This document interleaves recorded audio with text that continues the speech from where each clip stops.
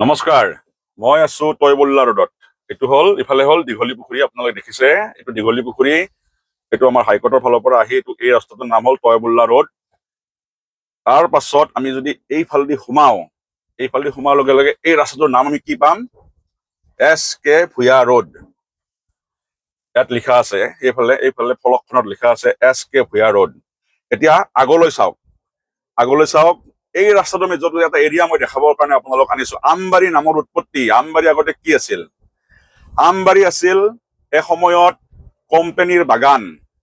অৰ্থাৎ জেনকিন্স চাহাবে যেতিয়া অসমত আছিল তেতিয়া তেওঁ এই গোটেই এৰিয়াটোত তেওঁৰ এখন বাগান আছিল, আৰু সেই বাগানখনৰ নাম আছিল কোম্পানী বাগান। এই বাগানৰ সীমা আছিল পূবে চলাবিল, দক্ষিণে চলাবিল, পশ্চিমে দীঘলী পুখুৰী, আৰু উত্তৰে এই যিটো পথ আমি আহি আছো। আমি SK সূৰ্য কুমাৰ ভূঞাদেৱৰ 1964 চনত মৃত্যু হয়, আৰু তাৰ পাছতহে এই আমি যিটো পথেদি এতিয়া গাড়ী চলাই আছো এই পথটোৰ নাম হয় SK ভূঞা ৰোড।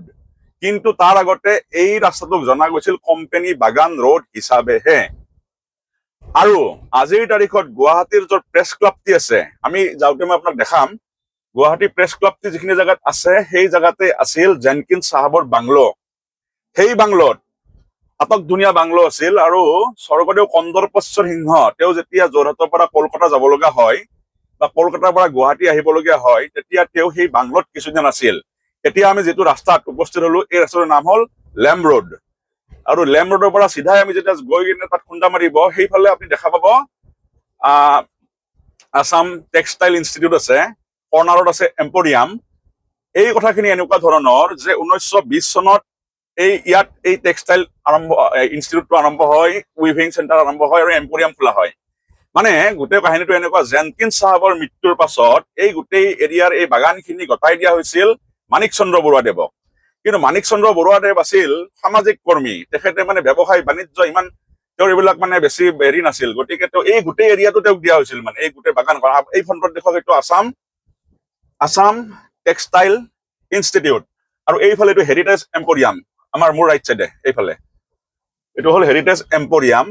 আৰু যদি এইবিলাকে বাগান আছিল তেতিয়া, আৰু এই ফ্ৰণ্টৰ আগত মোৰ এইফালে এই যে এতিয়া মই এইটো গোপীনাথ বৰদলৈ লেনত আহি গলো, লেফ্ট চাইডে আছিল তেওঁলোকৰ সেই বাংলো। আৰু তাৰ পাছত যেতিয়া মাণিক চন্দ্ৰ বৰুৱাদেৱে এইটো চলাব বেছিদিন নোৱাৰিলে, তেতিয়া মাণিক চন্দ্ৰ বৰুৱাদেৱে কি কৰিলে, আধা মাটি চৰকাৰক দি দিলে। এই ধুনীয়া ঘৰটো দেখাই দিয়ক এবাৰ, এইটো ধুনীয়া ঘৰটো, এই মমো ঘৰৰ কাষত দেই, গুৱাহাটীৰ। তো আধা মাটি চৰকাৰক দি দিলে, আৰু আধা মাটি দি দিলে তেওঁৰে এগৰাকী গাখীৰ চাপ্লাই দিয়া মানুহ আছিল, এই মিয়া, তেখেতক দি দিলে আধা মাটি। তাৰ পাছত এই যি আগৰ সেই কনচেপ্ট নোহোৱা হৈ গ'ল, এই এম্পৰিয়াম আহিল, উইভিং চেণ্টাৰ আহিল, আৰু পশ্চিমৰ সীমাটো এই দীঘলী পুখুৰীৰ পাৰ হ'ল।